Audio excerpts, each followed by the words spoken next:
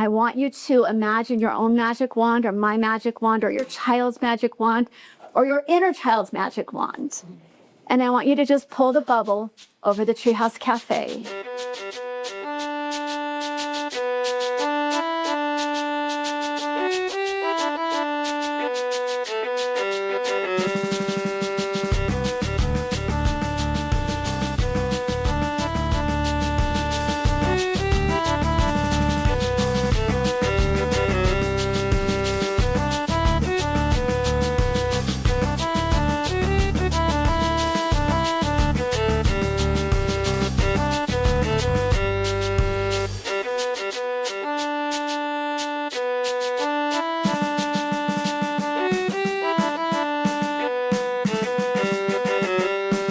Every time when I'm getting ready to do this, I'm like, I am not going to cry this time. I don't think it's going to happen. How many of you have been here before? I'm just really curious. That gives me shivers and goosebumps. I'm so excited you're back again. I am laughing because early this evening, it was real slow, people coming in.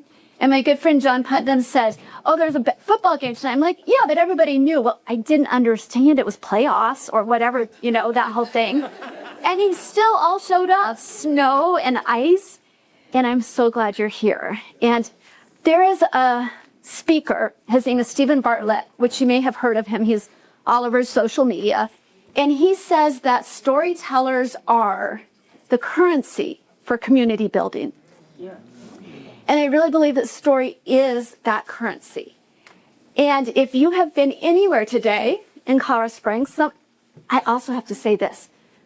Who is here from not Colorado Springs? We have a few. Who is here from Denver or north of us? Can we just congratulate them that they know that I-25 goes south? And you're from Colorado Springs, you know what I mean. Thank you to those of you who are from Denver coming this direction and from everybody else. It's snowy, it's icy, there's a big football game on. I think it's a football game, right? Yeah, football game. And as I say often, the world is a dumpster fire right now. And it feels like it's burning just a little bit brighter than it has been. So for tonight, in this moment, and in the moments to follow, I just want us all to just know that Sarah, over here behind the counter, who owns this venue, and we are so grateful. This is a magical place for this evening. I want you to imagine your own magic wand or my magic wand or your child's magic wand or your inner child's magic wand. And I want you to just pull the bubble over the Treehouse Cafe. And for the next hour and a half, we're going to hear stories of real people in real situations who are not necessarily professional storytellers, who are here to share a little bit about who they are, because we know for a fact that storytelling is the currency to create community. And when we have community, we do not have as much arguments and discord. And one of the things I know for me, I'm a single mom. I'm a single mom. Kids have flown the nest. I have a house all to myself. And sometimes community feels like Facebook or TikTok or all the other ones, you know. Substack I really like because I'm reading, but it still feels like community. Virtual is never quite as good as real life. And several of you have a little pamphlet in front of you, the program for tonight. And if you look at it close enough, there's a typo on it. Yeah.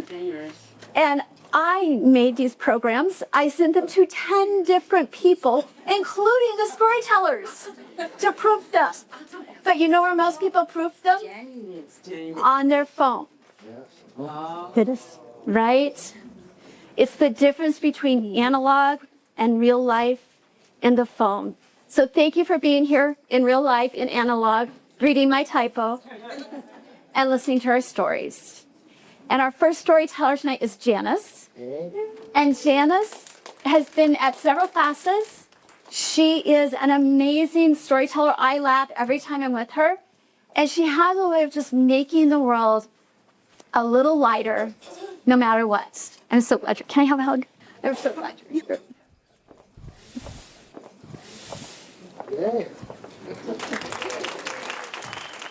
I made a small, deliberate decision to become friends with two women around my age. We were in our 20s.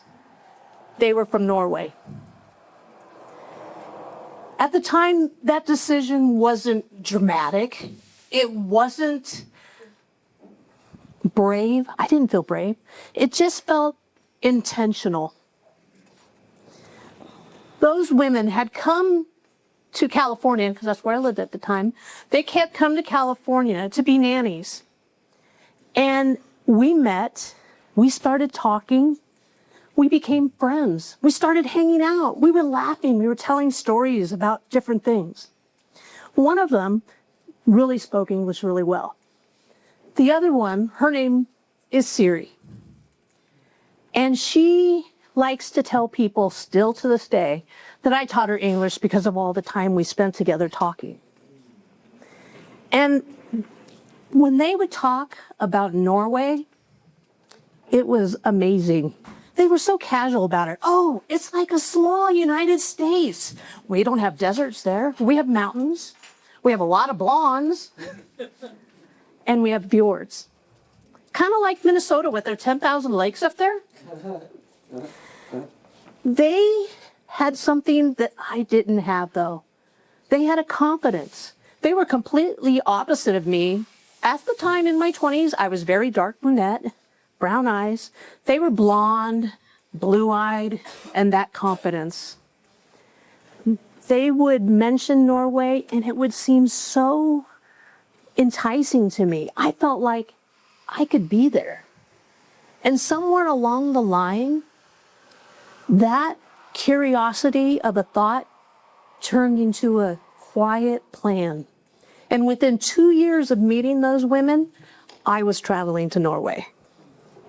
To help myself, I decided to take a conversational Norwegian class. I thought, hey, this is going to help me prepare.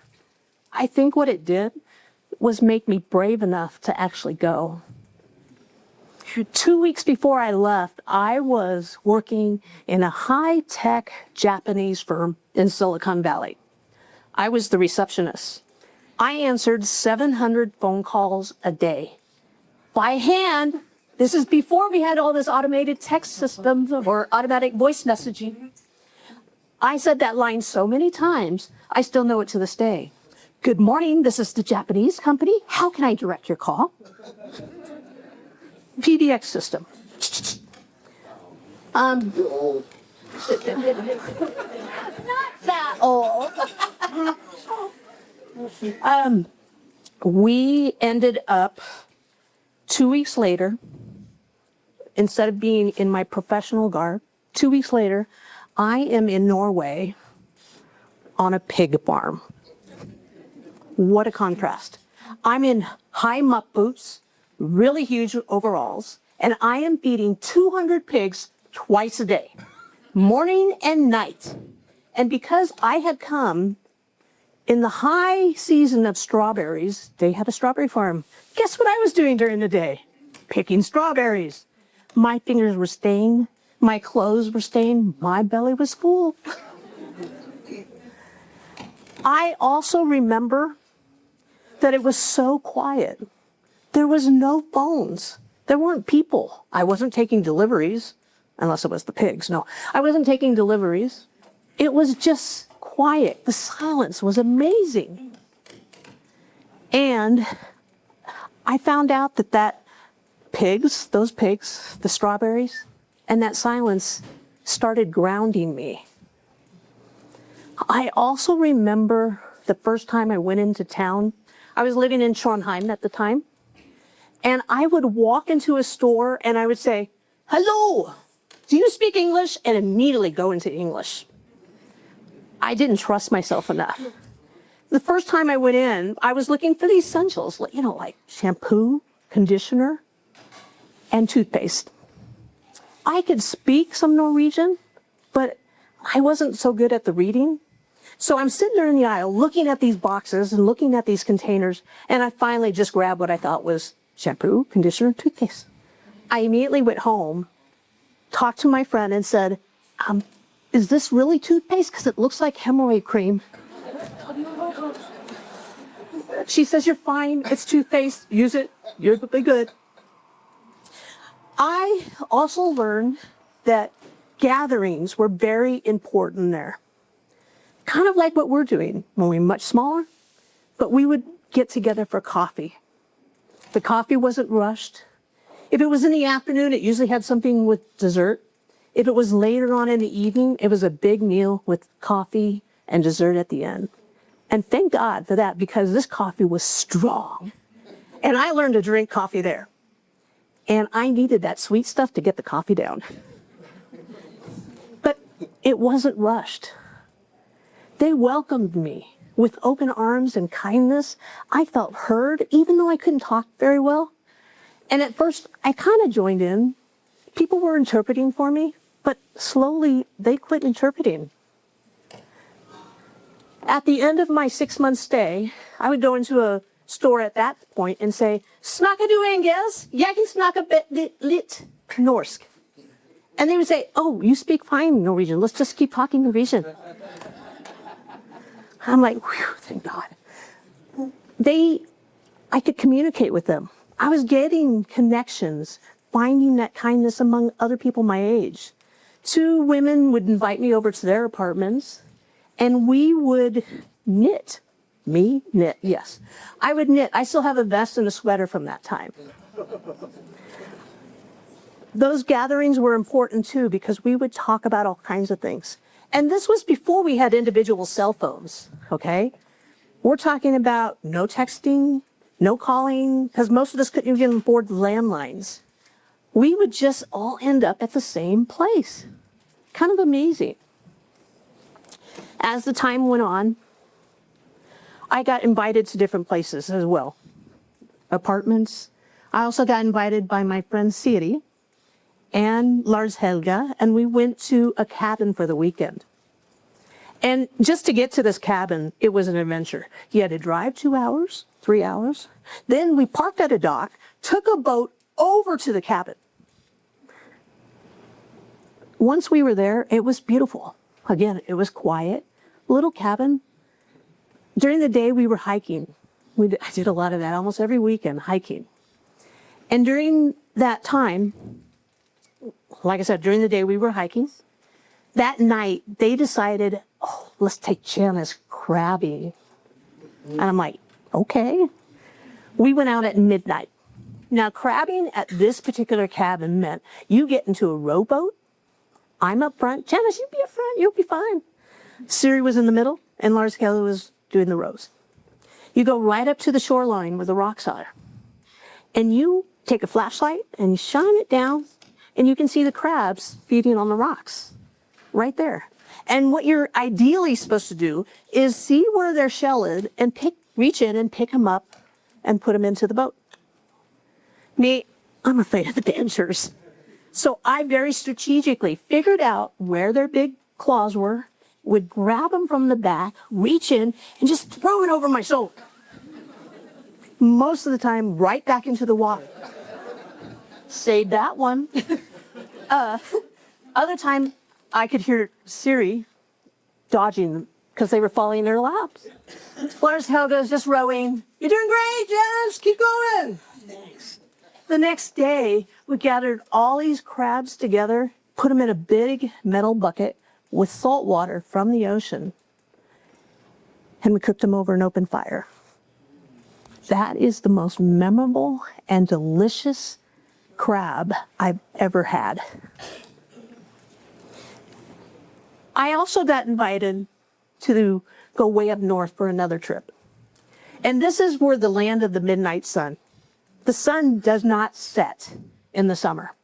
I'm awake at 2 a.m. and I'm outside and I'm watching the sun, just like this. There's no clues that the day has ended. It's just there. In contrast, in winter, I'm now living in Stavanger with my friend Siri, and we are on a beach at 2 p.m. and I'm watching the sunset. Contrast. It reminded me of me and my own transformation. Long days, long nights. I was changing from being quiet to being confident and outspoken even. And this really hit home when I met Siri's mom again. I had met her early in my stay, and then I met her later on. And she said, we were having coffee, and we were talking in Norwegian. And she says, Janice, you've changed so much. You were quiet. You were shy. I know, hard to imagine, but yeah, you were quiet. You were shy. Now you're outgoing. You know the language. You act like you know where you are and that you belong here. What a transformation again. She was so kind to me in saying that. And she was the first one to really give voice to my journey. Another 2 weeks before I'm to fly home, I am in our apartment and I hear the knock on a door. I go to the door and there's a gentleman there and he asks for Siri. And I said, let me go get her. And I go get her, bring him. And I go back to the back room. Not a huge apartment, believe me. I go to the back room. Siri, within a couple minutes, comes get me. Says, this is a policeman. He's looking for you. Yeah. Apparently what happened is when I was in Trondheim, I had registered and got a visa approved for 6 months. What I didn't understand is I wasn't supposed to leave the city without notifying the authorities. So I ended up talking with him. At first he was so stern and suspicious, like, what are you doing here? When are you going home? What's going on? And I started talking with him. We were talking in English, no Norwegian yet spoken. And he turns and says something to my friend Siri and says, I don't even remember what he said, but I remember nodding, like, oh yeah, okay. And he looks at me and he says, and goes back to Siri and says, she understands Norwegian. And she goes, yeah, and she talks it too. And so his whole demeanor changed from being stern to being kind. He all of a sudden was welcoming me, inviting me. I'm an outsider. He's inviting me to stay. I had stopped school to travel. And he all of a sudden was like, okay, let's get you into university. What are you studying? I mean, it was such a contrast again. 2 weeks later, like I said, I did head home. But I realized over that course that it wasn't the traveling that changed me. It was meeting people, choosing people, their kindness, my kindness. You see, I met 2 women from Norway and chose to befriend them. We found kindness. We found a friendship. Thank you. Community is one of those things that I was teasing about Facebook, right? And how that's like not really community. But I was watching Janice's posts about tonight, and all of a sudden a woman's name popped up and it was all in Norwegian. And I thought, oh my gosh, community does happen sometimes through social media. We just need the balance. And I'm going to mention real quick, I have a friend sitting over here from high school, and I have some friends sitting over here from high school. And Sarah and I reconnected through social media. So I want to make sure you know I'm not saying it's evil. I'm just saying thank you for being here. And community happens in so many different ways. I made the mistake tonight introducing several people that when I stopped and thought about it, I'm like, oh, of course, I remember when they met at another event. And I'm looking for Jonathan and Brooke on that statement. I introduced them and I met them at the same event, you know. And I introduced some other people. And sometimes it's easy to forget how we know people, but the flow happens. I was speaking to Teresa Smith earlier about Colorado Springs being a small town. I grew up in Colorado Springs. It was a small town. You know what, though? I think it is still a small town because I never go anywhere where there's not somebody I know who knows someone I know. We're all interconnected. And our next speaker, Mytchell, is interconnected in the same way. His partner, Jan, knows Janice. And then Janice told Jan about the porch, and Jan told Mitch, and then Mitch called me. And it's amazing how that flow goes. So if you want to tell a story and somebody knows you know how to tell stories, make sure you talk to me. So Mytchell I met through the community, and this is his book. It's called The Importance of Flying. I haven't read it yet. I'm dying to read it. But I work really hard when I work with storytellers to not know the whole big picture so I can find the gaps that you might not know when you hear their stories. And so Mytchell, come on up. It's all yours. Thank you, Jill. All right, so tonight's theme is the kindness of stories. I'm talking about how I learned about the kindness of the universe in an alleyway in Ogden, Utah. But we got to start a little bit earlier. Back in the early 90s, high tech was the most exciting place to be. And I was particularly in integrated circuit design automation. And it was magical. Magical because even the mildest creativity ended up with evolutionary leaps in technology.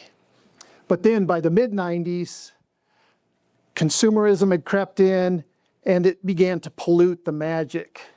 I remember being at a conference, and for over a week I was visiting with these manufacturers, and they were just giddy with the prospect that rural China now had up to 4 hours of electricity per day. And these rural farmers were sending their wives and daughters to sweatshops so they could buy VCRs and TVs to consume media for those 4 hours. And even before I left the conference, I had booked an unprecedented 2 weeks off. No, 2 months off from work. I wanted to go and just lose myself in nature. Find a way to reground after this gut punch. I was going to ride my bike as far away as I possibly could. So we're going to leap forward. We're now in Utah. I'd been on my bike for about 3 weeks, and I was skinny. But I was strong. I was wrung out, but I felt purified. Every encounter along the way had moved me forward. This immersion in nature and immersion in something pure had pushed me out of this polluted place that I had started from. But it felt like something was coming, like the big one had yet to land. And so by the time I hit Brigham City, I was a little nervous. Now, Brigham City was the first real city I'd been in a long time. And it was polluted, and it was noisy, and there were cars. And I felt confused. And I made it through town, found a dirt road that headed up into the mountain, and ended in a construction site. Gave me a level space for which to set up my tent, and I camped there for the night. I was as close to nature as I could get in the city. Well, the next morning I woke up early, very early, maybe to avoid the construction workers, but it was Sunday. Actually, there was this flock of seagulls chattering and just raising a ruckus that woke me up. It was as if they were trying to remind me of an appointment that they remembered and I had forgotten. And it just shot me out of the campsite with such urgency, I didn't even make breakfast or even take a leak. And I was in Ogden by 7 a.m., but I was hungry and I needed to pee so bad could hardly ride my bike. But I was in another city and I couldn't just stop. So I found my way through to an abandoned part of town, and I saw an alleyway that cut through by a burned out building, and it looked deserted. So I thought, well, this is going to have to do. So I jetted into that alleyway, dodged behind the dumpster, relieved myself. And then when I turned around, I nearly jumped out of my skin. there was a man standing right there, blocking me in.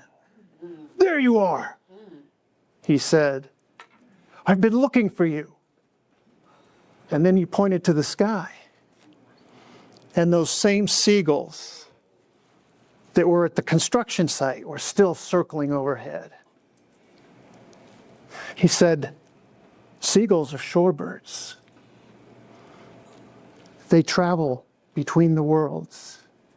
They're an auspicious envoy. They told me where to find you." Now, I was still a little nervous because he had this big stick in his back pocket, so that really didn't land. And he noticed that I was kind of a little standoffish, so he pulled the stick out, and it was a flute. He said, "My name is Spirit Walker. I've been up in the mountains at a sacred spot where the crystalline spine of the earth is close to the surface and messages travel far." And then he put the flute to his lips and he played for a couple minutes. And I swear I've never heard a more beautiful sound. And then he looked at me, and his eyes, they were dark, they were piercing, but they were crystalline, like crystal balls, like they saw more than what was happening, like they saw past, present, future. And he looked inside. Now, just before I had left Seattle, I had taken a trip to the market, and along my route from my house to the market was a long row of these abandoned warehouses. And one of the colorful people in my neighborhood, his name is Thundercloud, would sit out on a folding chair in this long expanse of sidewalk. And I loved walking down there because every time I'd see Thundercloud, he would have crazy anecdotes or fantastic wisdom. But on that day, just before I'd left for my trip, he had a kind of a dark demeanor. And as I passed, he looked at me and he said, "Death is all around you." As if he's already claimed a victim. Death is on you like a cloak.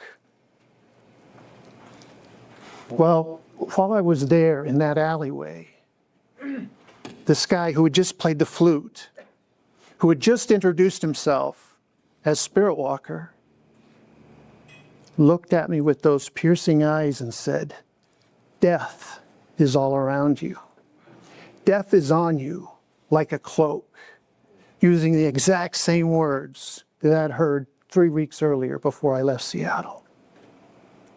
So this man scared me deeply, because it felt like he had traveled galaxies, light years to deliver a message, something. And it seemed like he had a wisdom that was deeper than just the human that was standing there. But he continued. He ran his hand along my spine. He said, "That pain in your back is a blockage. If we can free that energy, things will go better for you." Now, I hadn't said 2 words to this guy, and he'd already given me the same words as somebody who I'd met in Seattle 3 weeks earlier. He had scared out of me. And now he told me about this pain in my back that had grown since I'd left Seattle. And as he ran his hand along my spine, about the place where the pain was the sharpest, I felt a zap, like electricity, and tremors shot up and down my spine. Now the pain disappeared, but that trembling stayed. "Ah," he said, "did you feel that?" "No." I said, "With a power like this guy didn't need a stick." But he continued. He said, "You've come here to eat." Now, I didn't tell him I was hungry, but he seemed to know my entire agenda. And he said, "We've got a lot to talk about. The path that you're on has changed. You need to, eat your food, and we're going to talk. And so we did. We sat down, and he said, you know, you've got work to do with the animals. It's going to be a lot easier to do that up in the mountains. I hadn't told him where I was going. I handed him my map. I was saying, you know, in this heat, it's going to be a lot of extra work to go up into the mountains. I don't have time. It's not on my schedule. He said, oh, that's simple. Don't take any food or water or any other extra weight. That's when I knew he was just downright crazy. But he continued. He said, you're a child of the universe. And the universe takes care of those who trust her. And then he said, if you ever feel lost, ask the earth. If you ever need food, you'll be fed. If you need water, you'll get it. I was just a little dazed at this point. Well, he had me stand at that point, and he showed me a ritual. He said, now, to talk to the earth, and he gave me some things to do. You do these things, and then look into your heart. The earth will put the answer in your heart. Whenever you feel lost or confused, do this, and then look into your heart, and then follow your heart. So I did that. I did that ritual. He said that a lot, though. Follow your heart, follow your heart, follow your heart. He continued on talking, sharing, talking about things that didn't make sense to me at the time, about paths changing, routes, this, that. Well, then it became time to go. He knew it. I sort of felt it. And as he stood, he handed me the flute. He said, this is yours.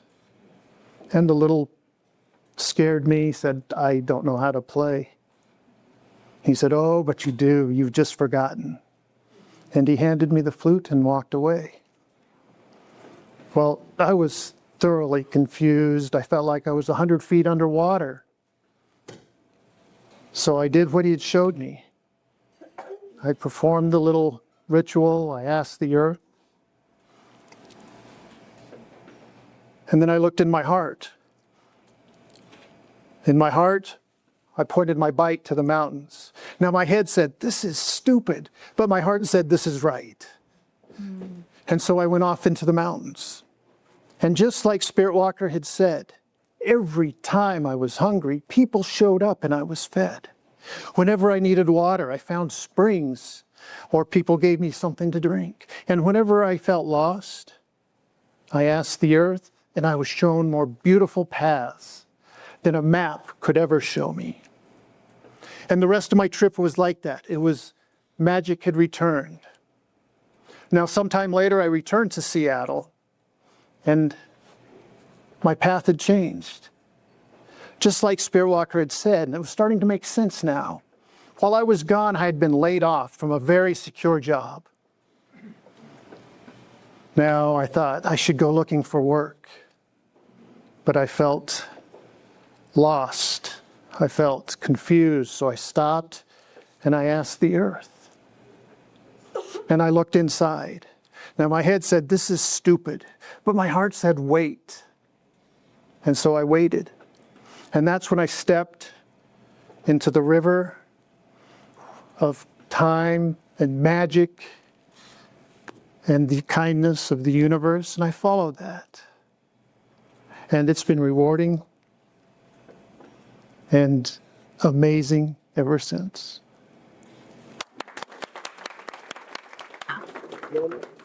I don't know about you, but I can't wait to read his book. Anybody else? So Go ahead. I actually have already sold it out, Oh, but I'll take your names and I'll mail them to you. there we go. So you can still get his book. It's one of those things. I love the name of the book. I love the concept of the book, and I love the concept of magic and rivers. So Mytchell, thank you so much for taking the courage and the bravery to follow your heart and share your story tonight. Thank you. I appreciate it. It's amazing how community connects us all, right? I'm sure I am not the only one, because Mytchell just told us, but who have taken that step into the river of magic outside of time and said, what's next? I have a dear friend who is also here tonight, Michelle Vandepass, who talks about being in the void. And sometimes that magic can feel like being in the void. And so enjoy that time, step into the magic of the river. Time is a construct anyhow. You may not all agree with me, but I really feel that way. I have a little farm in Kansas, and on one side of the road, it's Central Time, and on the other side of the road, it's Mountain Time. And I've just decided I can't keep track of time anymore because of that. Through our lives, different things happen that bring and tie events together. When I was growing up, my dad's favorite person was Roy Rogers. Yeah, I had to think about that because it's also a little soda drink. And Dale Evans. And she wrote a book called Angel Unaware. And from that point in my Bible days, back in the way back, I learned a scripture verse about entertaining angels unaware. And that we should be kind to strangers because we might be entertaining angels unaware. And I think that's something I don't do much with scripture anymore, but I think that's a really wise proverb to continue to remember. And when Laura first told me her story, that was the thing that came to mind, was the kindness of strangers, and especially those angels unaware. So with that, Laura Amundson, come on up.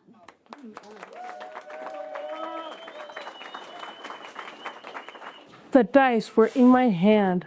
My next move would determine whether I was going to keep all the points that I just accumulated or if I was going to lose them. I took up the dice, I tossed them onto the table, I watched them bounce this way and back before they stopped. And yes, the dice showed the numbers I needed to keep the points that I had. Everyone at the table cheered in applause because of this.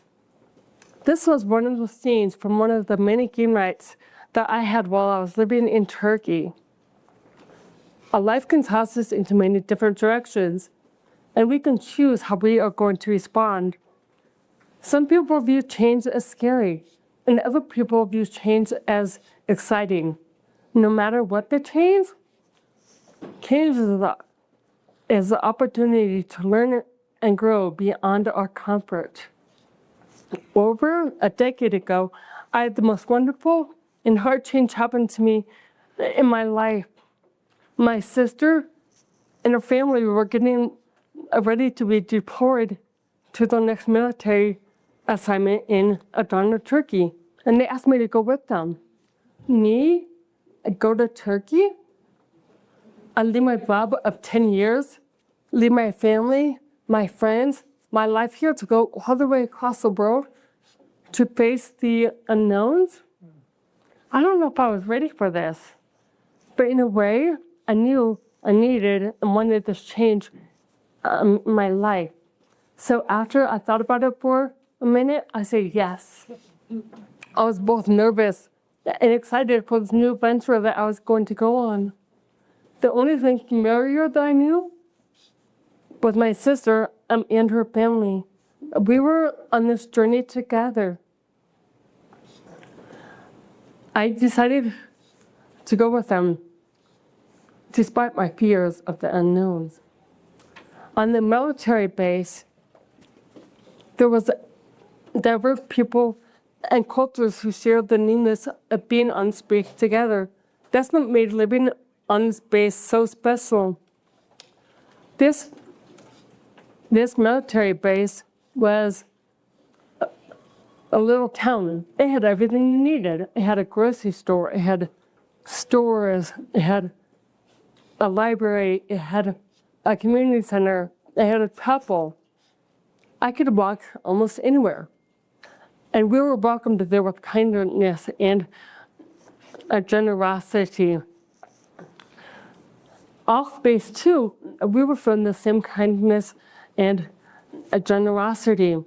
Off base, you could go to these shops, these stores that were geared to the people that lived on base. They sold things such as Turkish rugs and Turkish lamps and Turkish tailors were always trying to sell you a handmade Turkish suit.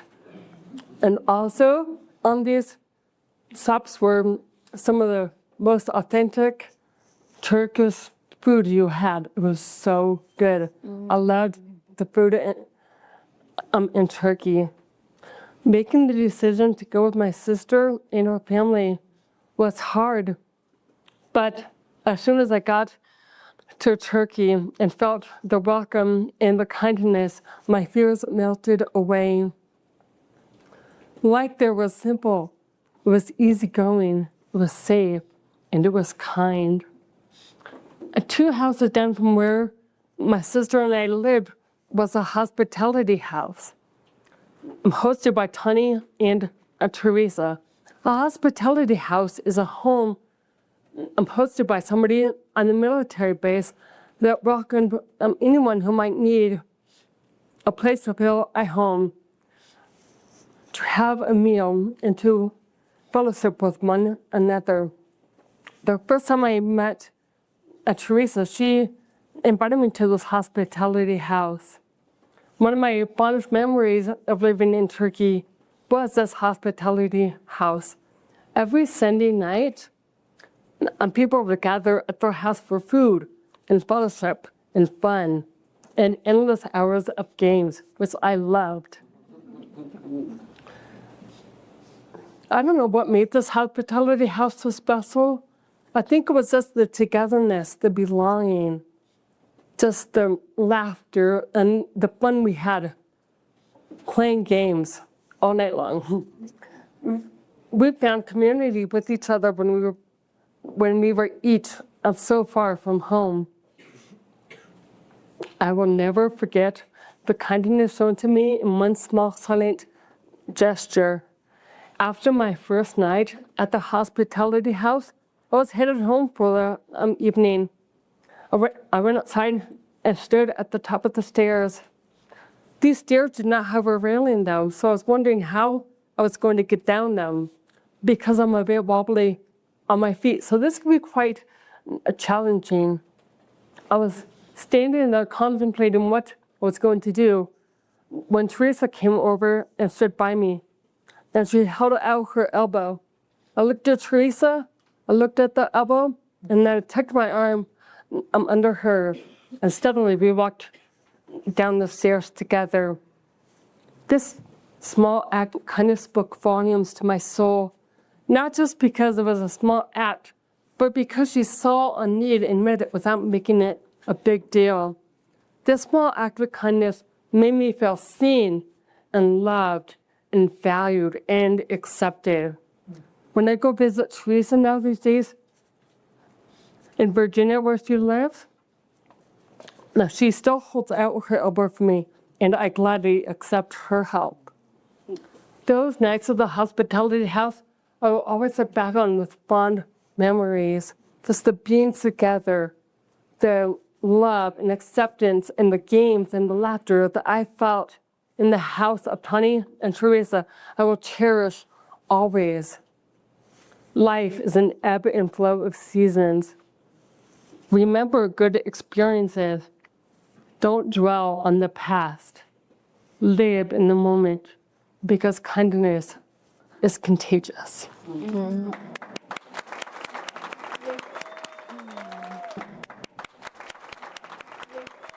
I'm over here crying again. Thank you so much for coming more. And I know that we'll see you again over the next many times that we do the porch. Yes, thank you. Everybody thinks, or many people think when they read about the porch, that I come up with a theme and then I find the storytellers. I wish it were that organized. It's really about listening to each storyteller's story and then finding the thread that goes throughout. And Laura's was the first one that I heard, and I knew that every other storyteller for this time was going to wrap around Laura's, and I'm sure you can tell why. Kindness is so contagious. I do really believe strongly in creating accessible community. Accessible community is what changes the world, not closed, gated community. So please keep that in mind. I'm just glad each of you are here. I love each of our storytellers. If you want to be a storyteller, just email me, grab hold of me, talk to me. And just so that you know, as my nose is running, is that every single storyteller who's up here spends time with me. If you just know you want to tell something, but you don't know exactly what it's going to be, talk to me. We'll figure it out together. I want to introduce just a couple people before we bring up our last speaker. Is our speakers from March, several of our speakers from March who are here. We have Monica in the back, Brad next to Monica. Didn't know that Brad was going to be next to Monica, and Brooke and Aaron. I don't know where Aaron is. Aaron's over here.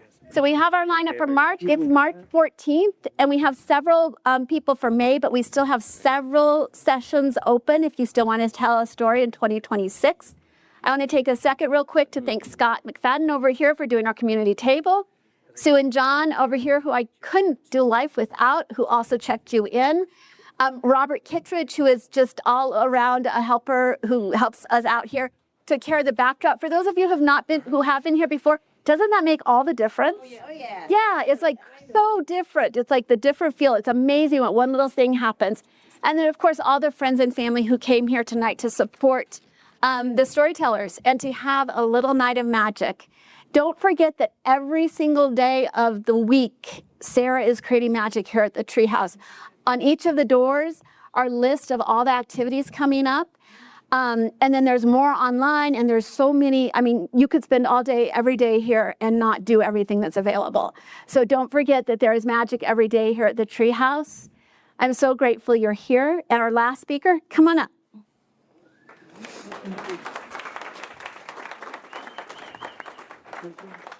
Tobias Neal is here, and I'm so grateful for Tobias being here. He was at the last event, and Maggie, who's not here tonight, said he should call me. He did find out he knows Robert. Remember, it's a small town. I bet that there is not 5 degrees of separation between everybody here. There's 2, I'd be surprised. So Tobias, thank you for being our last speaker tonight. Thank you. The sounds of the prayer tower echoed in my room. My eyes opened. I've been in country for several weeks. It had almost become my alarm clock. Today, the guy chanting the Quran had a beautiful voice. I didn't understand the words, but it deeply touched who I was. I stood up and walked over to the bathroom and flipped on the light and looked up and realized I needed a haircut. This was in the past. Now back home, this wouldn't have been a big issue. I would have got my car, gone down to my guy, and got a haircut. But here I was a soldier. Here I didn't understand the language, and everybody knew why I was there. So this presented somewhat of a challenge. I finished getting dressed, and I walked over to the door and opened it up, and I was bombarded with a sense of heat and humidity. And for a moment, I want you to imagine if you got fully dressed, turn on your shower on hot, and just walked into it. All the way down. Bad, okay? So that's the kind of heat we were dealing with. When I stepped out, I turned to go down to the end of the building, and as I turned the corner, I was gifted with a sight of a sea of black, hungry, lean desert cats, hundreds of them. They're on top of our vehicles and laying in the parking lot and erupting from the trash cans. So I reached out to my contact a few days prior to it, and I asked him, I was like, what's this about? And he said, there's a local legend that a man on a certain day at a certain time will get scratched on the heel. And when he does that, it will usher in the paradise that is to come. So nobody wanted to be responsible for killing paradise. So the cats were left unchecked. So as I started to go down the street, I want you to imagine like Moses in the Red Sea. The cats just... And as I looked back, I noticed they were filling in behind me.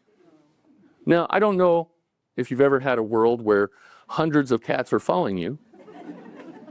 It's a little disconcerting. But as I continued to walk, they gradually kind of slipped back. And I took in my surroundings. This area had seen violence for decades. The buildings were like broken and cracked, almost like you could see the bones through the skin. Wow. But there was still life. There were shops. There was a guy having tea. There were children playing in the street. As I walked, I'm an observer of people. And I looked around and I took notice. Back here, I'm a white guy. A vanilla backdrop to the world. There, I was a white face in a sea of brown. I was an outsider. And I could feel curiosity. I could feel apathy. I could feel hostility. I never felt that here. And it was life-changing for me because it allowed me to have a little bit more empathy for people here, to know maybe what that felt like. I look over as I continue to walk, and there's a kid standing on the side of the wall, and he's got his arms crossed. Yeah, there's a mic there. And he's kind of tracking me with his eyes as I walk over. And I walk up to him, and like any good person that doesn't understand the language, I smile really big, and I walk up to him, and I make the universal sign for haircut. And I say, salam, hello. And he kind of looks me up and down, and then he has a big grin that comes on his face. And he starts taking off, and he's like, yalla, yalla, let's go. So he takes off running, and I'm following behind him, and I can see him, and every couple minutes, he's like looking back to make sure I'm with him. We end up in front of this building. He points, gives those scissors. Shukran, thank you. And as I turn and I look at this building, back here we paint things to renew them. The layers of paint on this wall were thick, almost like covering up the wounds that had happened to this building over time. When I looked down at the doorway, the doorknob was kind of like a worry stone that we grow up with as kids. Shiny, smooth, as if 1,000 people had touched it. I reached down and gave it a turn, kind of popped the door, and I was greeted by the sight of dirt. The entire floor was dirt. Packed down over, I'd say, hundreds of years, but also like somebody had taken a wheelbarrow, just walked to the corner, and it made no sense. When I looked off to the left, I noticed a couple things that stood out. There was a barber's chair and a bright silver shelf put into the wall, pristinely clean. On that silver shelf, a set of scissors, a straight razor, and a comb. No electricity. Standing next to that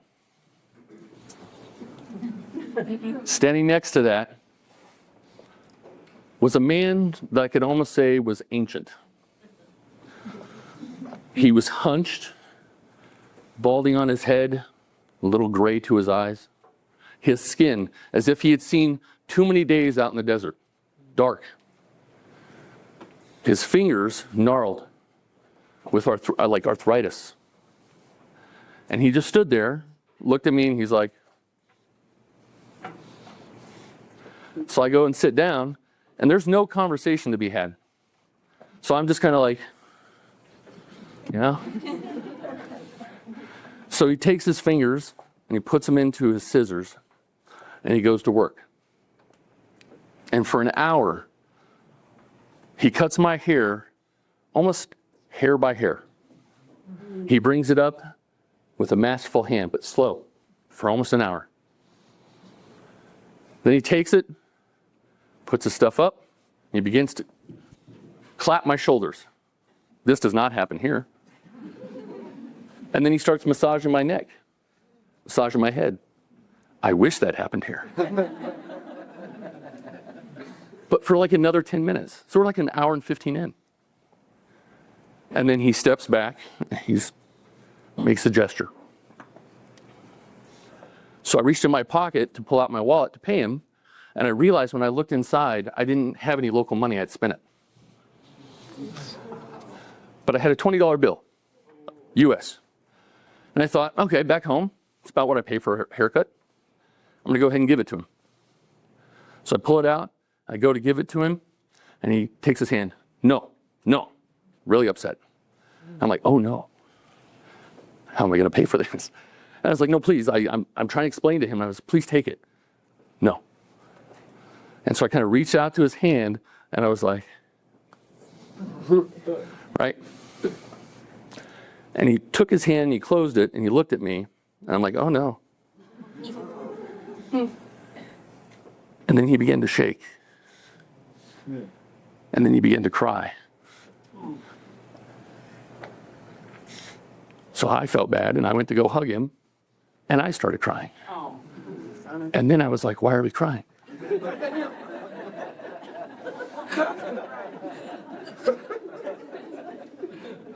So a few minutes goes by of this, and he steps back, and he looks at me, and he just goes, shukran, shukran, shukran, over and over and over. And I'm awkwardly like, shukran, right? And I leave, and as I'm heading out, I'm like, I'm gonna have to call my contact and figure out what just happened.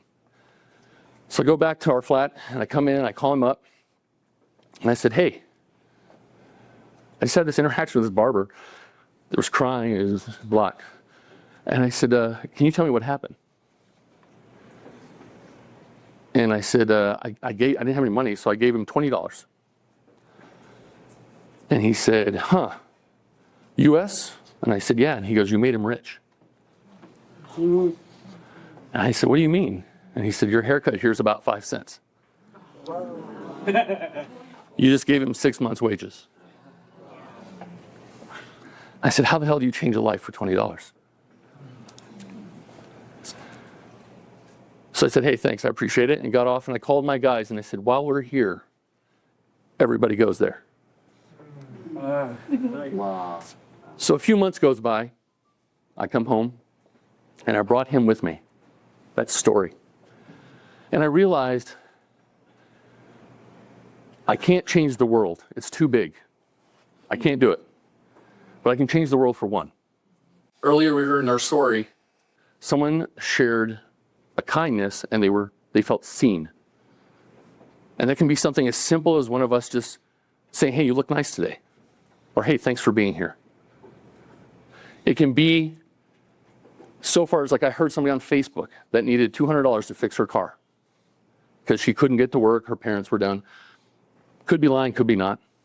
So I turned around and I paid for it. I don't have lots of money, I did that. It changed her life. I remember when $20 for me when I was on food stamps might as well have been $2 million. And so if I can leave you with anything, we're all playing in the same game. We're all going back in the same box. But while we're here, let's walk together. Let's serve each other. And just remember that a small kindness can change a life. Thank you.